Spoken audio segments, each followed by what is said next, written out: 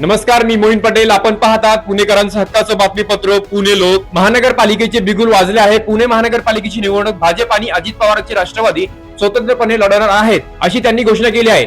भाजपने या निवडणुकीत 125चा आकडा गाठू असं आधी सांगितले आहे. तर त्यानंतर आता अजित पवार यांनी देखील आपला आकडा सांगितला आहे. ते काय म्हणाले पुढील व्हिडिओमध्ये तुम्हीच पहा. पुण्यात 125 जागा जिंकणार म्हणतात, तुम्ही किती जिंकणार? राहिलेल्या आमच्या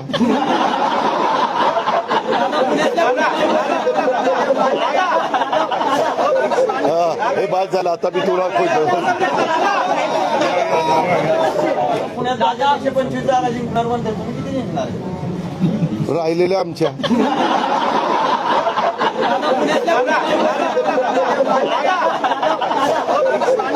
हे बाद झालं. आता मी तुला